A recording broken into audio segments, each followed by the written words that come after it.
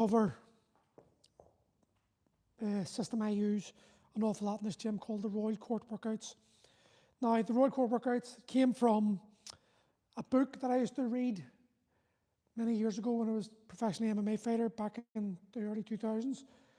And my coach, Davey Patterson of EFR Gym, he got a book from a guy called Matt Fury. And Matt Fury had this thing called the Royal Court. You had to do this 3 exercises every day, body weight. It was Hindu squats, Hindu push-ups, and a wrestler's neck bridge. So we did this every day, twice a day, 500 Hindu squats, 50 Hindu push-ups, 3 minutes, holding yourself in a bridge position, your nose touching the floor, arms folded.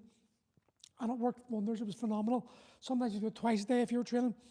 But the idea was that the pay. So the idea of this is I've taken that name of Royal Court and I've applied it to my system. So my system is basically the Royal Courts, the Royal Court workouts. So you've got a Royal Court, which is 3 exercises grouped together, and you've got the main list. And mostly the main list in my workouts is strength and length and mobility. In other words, loaded mobility or mobility exercises that cause you to go to end range and focus staying in that position. And today's workout, we're going to use kettlebells. It can be applied to body weight, it can be applied to barbell, it's the gymnastic rings. It's the variability of it, so good. And the first thing you ought to understand about training, I'll get a bar here, about training is you need to get volume into the workout to get any type of muscular gains, any type of strength gains. Volume is key. There are other dynamics, there are other parameters, but volume is key for muscle growth. But guys my age, guys who I call aging athletes, we need a way to approach volume so that it doesn't nearly fatigue us. So I have a system where we start lighter and we do higher reps, broken down into lower sets, meaning that you're going to get overall volume, because if this is 32 kg, 2 16 kilo kettlebells, so 32 kg, so if I do 10 cleans of these, that's 320 kilos of volume. I do that 10 times, that's 3 ton, do it 20 times, 9 ton, etc., etc., etc. So we'll be doing 27 laps of 555 tonight. So the volume is massive, but the load is light. And this is how we start off. High volume, light load, and over the weeks and months, you progressively increase the load. As you increase the load, you can decrease the reps. You're still maintaining you're getting lots and lots of strength in there. You're getting lots of muscle mass put on the lighter sets, and it goes into strength as you get heavier. But it's interspersed between a minute resting time of mobilizing your joints. Because most guys our age, mobility is key. Mobility is the most important aspect of training. If you're not mobilizing, you're only approaching what I call the aesthetics. You know, you may look good, but look at a powerlifter. Powerlifter lifts massive amounts of load. Bodybuilders look great, but they're stiff, they're cumbersome, they can't move because they don't mobilize. They're specialists. And we're putting too much of our attention on what they're achieving because it looks good and it appeals to our masculine side, shall we say, that inner man. But it's not really addressing the problems that the everyday mum and dad, and I call aging athletes, encounter every day. And that is lack of mobility is impacting the quality of life you have. So if you can have a way of training that allows you to address the mobility issues while getting a bit fitter and putting on strength and size, then you've got a win-win combination. Oh, and doesn't completely exhaust your central nervous system, then it's a no-brainer for me. So this is the system I've come up with. I have used it with literally thousands of people, so I know it works. I know the impact it has. And there's a couple of members here who have got injuries at the moment, so they're training exclusively with these Royal Court workouts. They're avoiding the other program because we've got this twice a week in our gym, and there's 3 other days we've got more muscle building, sort of standard size training. So I know that this works when you apply this system. So it's perfect because you can do it for 30 minutes, you can do it for an hour, you can do barbell, kettlebell, gymnastic rings, body weight. You can have The main list is a strength set and the Royal Court is mobility. There's so many interchangeable ways of working this that it's never ending. It means it doesn't get boring and it allows you to continually push forward. Now, the one thing I'll explain a bit before we get started is aging athletes, whether you're a footballer, a fighter, like a rugby player, hockey, Gaelic, hurling, whatever it was, when you were in your 20s, you were hungry and you were youthful and you had a lot of energy. But before you get into the main crux of the sport, in other words, like the championship or whatever it was, or the cage for the fight, there was a period beforehand that was preparation phase. You know, before the season started, you were meeting up and you were running laps of the pitches and you were doing gym work or whatever. In the gym, or the fighter, you were having all the sparring sessions, your conditioning sessions, your jiu-jitsu and your boxing and your Muay Thai.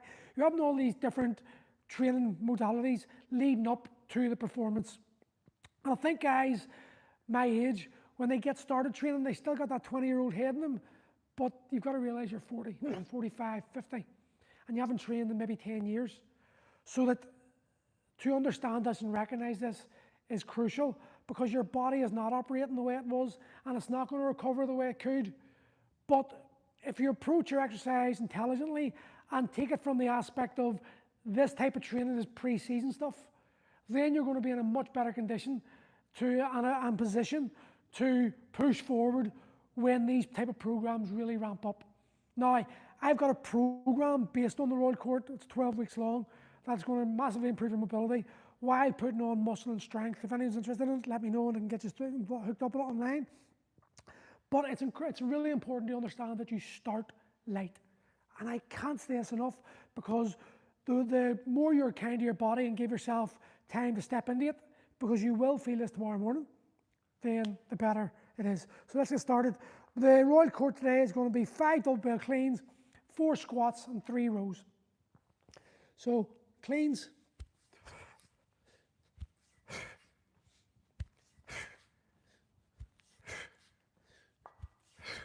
4 squats.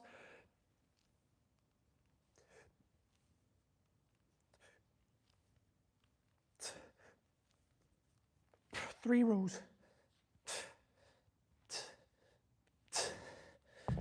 Now we're going to do a minute's bridge. So I do a Swiss ball bridge.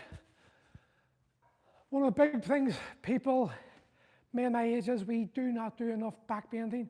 We don't open our bodies enough. And we're all good at doing this, but we're absolutely shit at going backwards. Compare that to your daughters or your grandchildren, and you see the way they're just like made of rubber.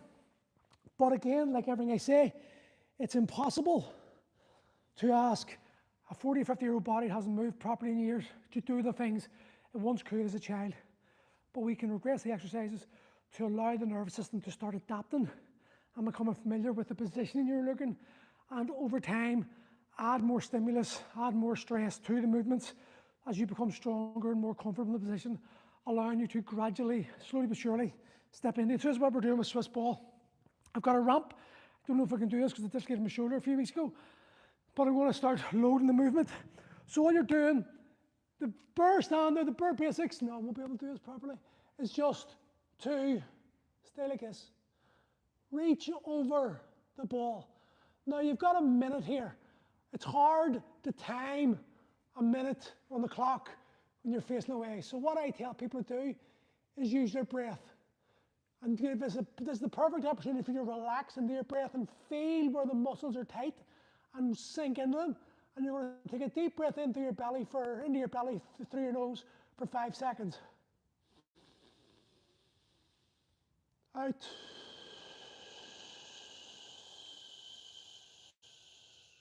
Pause.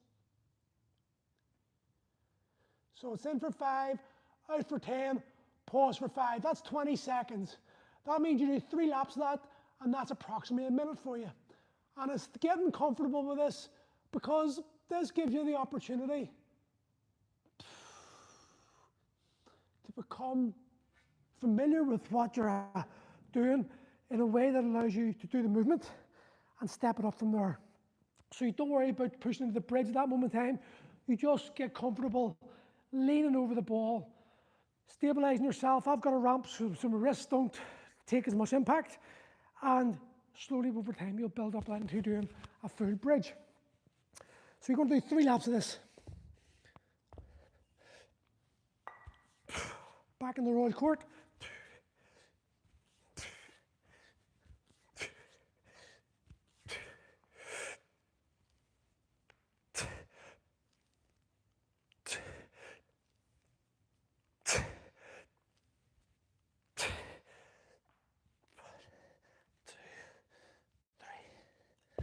And then back in the bridge for the second time.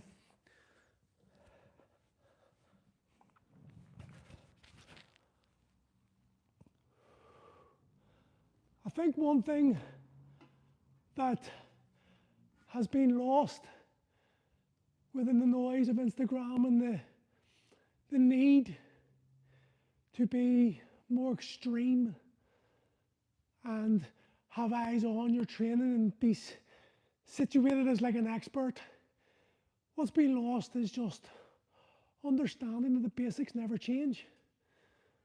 You can dress something up all you want, but ultimately if it doesn't contain the principles of training in some shape or form, it's not going to stand the test of time. Gymnastic rings have been around for years, hundreds of years. Barbells have been around for centuries. Dumbbells have been around for centuries. Cowbells have been around for centuries. Mace bells are their ancestors, the Gada, have been around for centuries.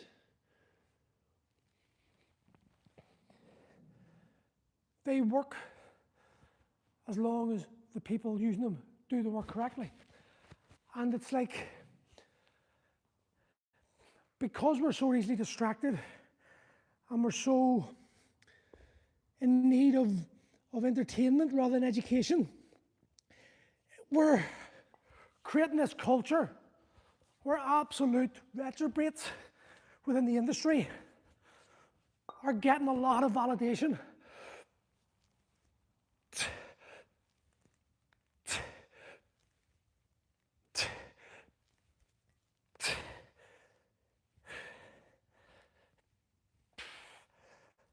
And as long as they're good looking, got good bodies, and charismatic, they then can have the, what time we want for? They can then have the platform to push their message, even if the message isn't really true. And it's the one thing that I've had enough about the industry of. I used to be very outspoken, and then with the ayahuasca and the journey I've been on, I decided to keep myself to myself and no longer speak about it in that way anymore, because it wasn't serving me any good. But I'm now at the position where I'm trying to find a balance, because it's getting worse and worse, and people are getting robbed and conned by absolute monkeys on these platforms, telling you things that just don't make sense. 2 seconds, see what's next. Hip flexor stretch. And this is the problem. So many of us, they warm muscles are failing support. Yep, you're right, mate. You're 100% right. But I just see so many people, uneducated morons. It's not working. I'm just going to hope it's going to work. Uneducated morons. Probably the majority of them got great intentions, but lack of experience or understanding of what they're actually doing or who they're speaking to leads to people just, once you get likes and shares on this platform, any platform, other fitness influencers are watching you, and they will then invariably see the likes and shares and comments, want a bit of that pie, and they will start copying. And this is how the cancer spreads. So the next one's hip flexor. Really basic one. Shorten hip flexors, most guys, from sitting down too much. Simple way is just knee to the floor, tuck your pelvis under, push through to feel the stretch here, and breathe. I'm going to hold this for a minute each leg. But when we're in a world now where it's dominated by social media, and fitness influencers are desperate for eyes on attention. And we're being conditioned in such a way that if you don't capture someone's attention in the first 3 seconds, the dopamine doesn't get released and we're switched off and we're flipping to the next group. We're just after the fix. So in order to give you a fix and get your eyes on and keep you longer than 3 seconds, because that's what it's now measuring. These platforms measure attention, how many people watch your clip, how many people watch the over 3 seconds, over 10 seconds, it's like so many insights. It's like watching an American football game, fuck's sake. That because of intention is so crucial now to get viral videos going, people are becoming more and more extreme. They're having to become more and more extreme. And it's pathetic, but it's the society and the culture that we're creating through our lack of ability to listen. Because we're not on these screens to listen, we're on these screens to be fed our addiction. And the addiction is leading us to a lot of men I know, they're overweight, they're unhappy with how they look, move and feel, and they don't have the courage or confidence to do something about it. So what they tend to do is they go on social media and they watch fitness videos. They listen to influencers and how to train and all, because in their head, to the nervous system, they're actually doing something. They're convincing themselves that they're taking action to change without ever taking action to change. And this is leading to a lot of men today educated in what they should do, but inexperienced on what they must do.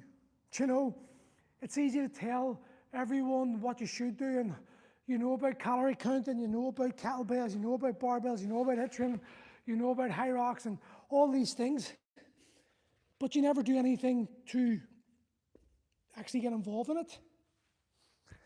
And you just spend time looking on social media, scrolling, and then you wonder why things aren't going your way.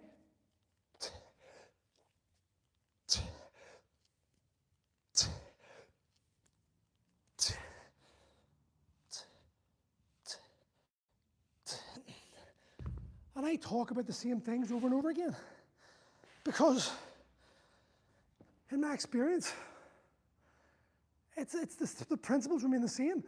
Men need to hear the same things until they start doing them. And then when they start doing them, what I am saying doesn't trigger them, it resonates with them. Because they're starting to gain the experience and the understanding of how it feels to do something. You see,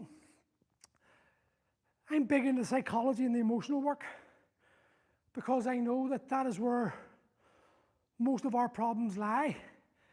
The physicality is a symptom, it's a byproduct of our inaction or action, depending on how you approach things.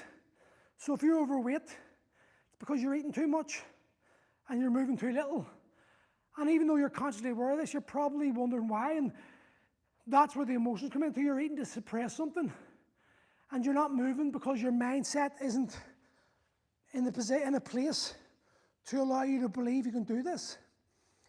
And then what happens, I see, is there comes a point, it's like the rock bottom moment, where guys go, that's it, I have to fucking either, it's a tipping point, they either go that way and it's over, or they decide to do something. But what they do is usually extreme, low calorie diet, high intensity training, the 6-week program. The promise is, look at Johnny here, Johnny lost 3 stone, he's your age, blah, blah, blah, blah, blah.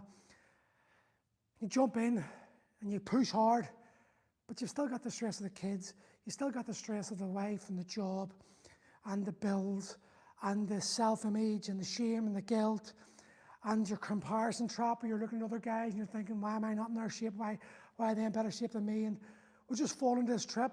And eventually within 10 weeks, you're out of it again. And this cycle happens over and again. And all that's doing is feeding your mind into this belief that you're not going to be able to be good enough, that you can't do it. So you start doing your training half-heartedly. And the reason is because you started too far down the road. You didn't give yourself time. You jumped into the first game without any pre-season training. You didn't turn up for pre-season. And then you just ran onto the pitch, pulled your hamstring, and you're wondering why you're out for the season. And that's what happens, guys, all the time in the fitness world. Because the majority of reels and stories and influencers are telling you that you should be training this certain way. And it's all exciting. And it's like bright flashy lights and, ooh, it's all shiny objects. And we're like magpies drawn to these shiny objects. But they're doing nothing for us except causing us the same repetitive patterns of, why do I always try but never get there? But they're so unwilling to accept the reality of where they are, who they are, and what they must do to get themselves out of there. You must make peace with the fact you're now a middle-aged man with lots of stresses that middle-aged men carry. Dropping testosterone, increasing cortisol, layer of body fat that you didn't have in your 20s and early 30s, more stresses and strains, a busier world today, and you're just not that man anymore. So when you accept who you are, and you accept where you are, you're a guy that's out of shape, that hasn't trained in 10, 15 years. You were an athlete. You have the mindset of an athlete. You've got the heart of an athlete. You've got the drive, but you don't have the engine. You don't have the gas. And your fucking crankshaft's a bit rusted, you know. So you need to replace these things by fucking giving yourself a lubricated time, like doing these type of workouts, where the load's light, the tempo isn't as high, the foundational understanding of why you're doing what you're doing is about creating a body that's going to be able to be, it's going to be capable of carrying you throughout the rest of your life. And then you've got to ask yourself is, are you attaching yourself to the egotistical story of who you once were? Or are you embracing the fact you're now a middle-aged man? So what's next? Because if you embrace being a middle-aged man, what that's going to do, it's going to free up lots of emotional pain because you don't have to compete against the old version of you. You can allow this version of you to be at the forefront, and you can decide that you're going to do something for you rather than basing yourself to prove you've still got it. I'm 48 years old. In July, I'm 49. For me to compete against the guy who's fighting MMA professionally is idiotic. Had 2 normal hips then, lots of time, was training twice a day, no children, no real worries. So I'm a 49-year-old guy, or nearly 49-year-old guy, got 2 kids. I'm working 70, 80 hours a week. I'm running the business. I've had a load of shit happen to me. Why would I, 2 hip replacements, why would I try to be that old version of me? But what I can do is I can take the aspects that remain of that guy, the hunger, the desire, the drive, and I can allow myself to approach my training with that hunger, but with the intelligence and understanding of a man not too far off 50. Chin down. And a man not too far off 50 is no longer a professional fighter. He's a dad of 2 young girls. And he's got to get up every day and work. And as long as his belly isn't hanging over his balls, and he's not struggling to walk up the stairs, and he can lift his kids and throw her in the air still and do a bit of gymnastics with them and play with them and have fun with them, then, and as long as I feel good in a t-shirt, I live in Ireland. It's not like I'm going to be taking my top off that much. Come the time top off season now, and I'll be honest, I want to be in shape for summer because we've all got some level of vanity, and we all want to look good and feel proud of our bodies. So there's some aspect of that, but I'm not trying to compete against a 22-year-old wee lad. That's madness. But as long as I look good for my age and I can go about my everyday life and feel good about myself, then my training's a success. So I can lower my barometer of success, what success is now, and allow myself to step in from that perspective, meaning that I don't have to drive. And the other thing I think is understanding that at my age, or around my age, younger, wee bit older, training has to not only enhance your life, it has to fit in with your life.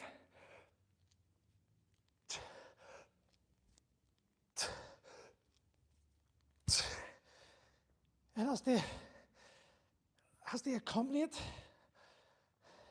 It can't take away.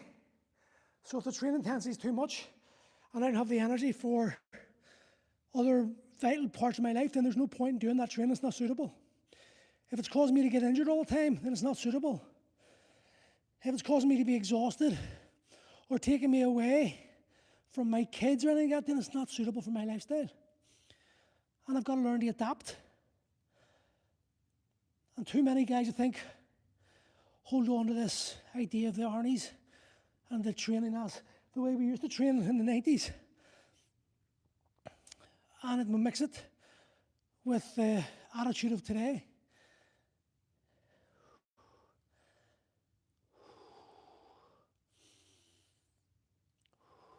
This is called the Jefferson curve, by the way. And you can see my back's rounded. Yes, I'm a crazy bastard. Ooh, rounded my back. Something you should be doing. Strengthening your back that way, strengthen your back that way, strengthen your back this way. Your spine, that saying you're only as old as your spine, is the most true saying any guy can hold on to. You can be 40 years old and feel like 100. You can be 100 and feel like you're 40. All determined by how well your spine moves. If your spine moves well, you can pretty much guarantee the muscular in and around it is going to move well as well. So that's why a lot of my training focuses on spinal movements, spinal strengthening, spinal lengthening.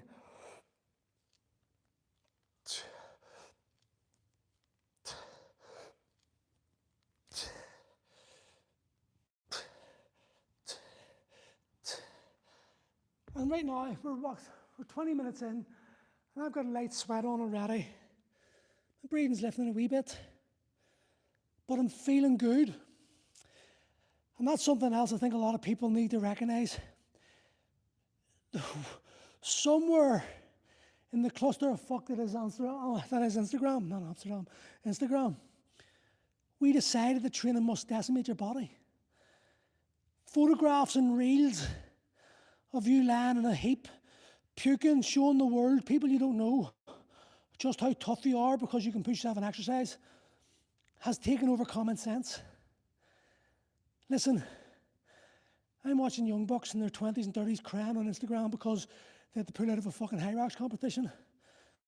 Like, sweet Jesus, if the Russians invade here, we're fucked. But their focus is wrong. Well, their focus isn't wrong. Their focus is right for a 28-year-old who lives in 2026, or 24-year-old who lives in 2026, and where Instagram has been part of their life since they were born. And it is their reality. But you're not 24, you're 48, you got kids, and you remember what it was like when you did things just for doing things. You remember what boredom was like.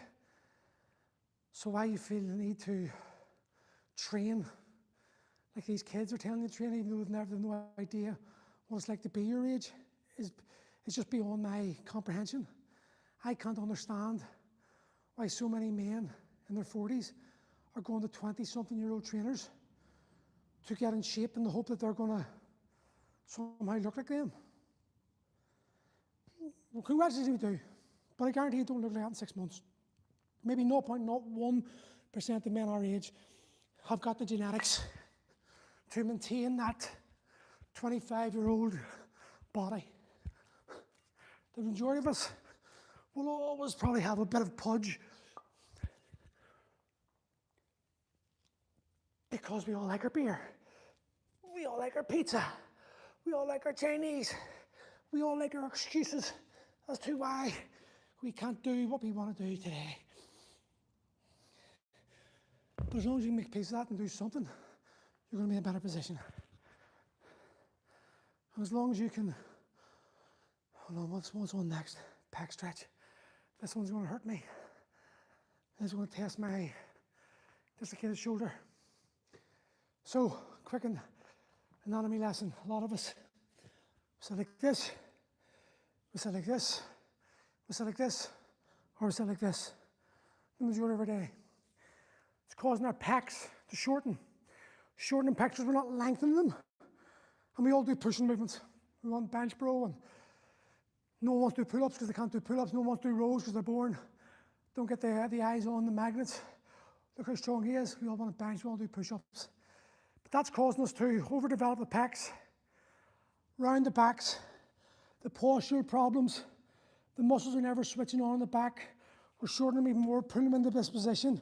And it's hard to get in that position where the muscles in the back have to work hard, leading to back pain, leading to injuries, leading to, fuck, I can't do that, hurts my back. No. Your training hurts your back because your training is not correct for what you need. You need to approach exercise in a way that allows you to feel better. You need to leave the gym feeling better. Leave the gym feeling sore. This will leave you feeling sore. But you'll feel more energized. Now this elbow, my left arm, I'm happy this 3 weeks ago couldn't even hold this kettlebell, this dumbbell.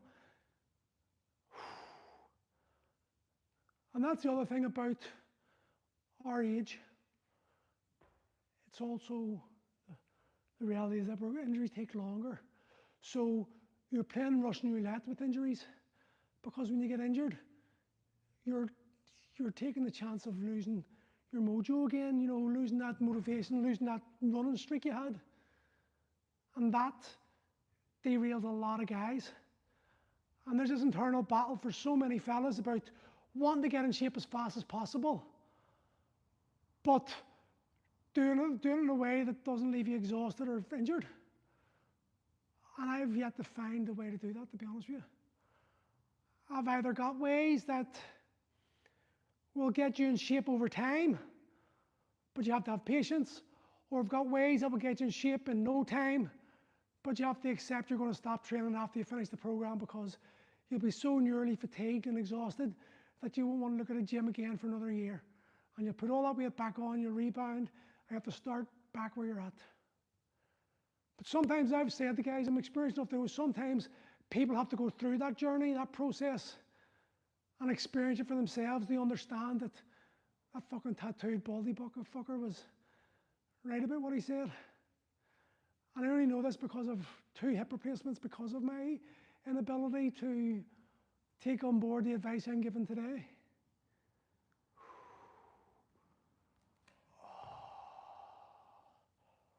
Oh, that wasn't enjoyable, that.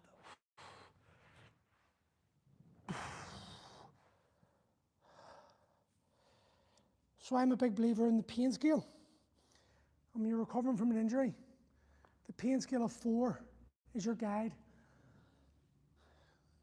If it's under 4, do it. If it's over 4, don't.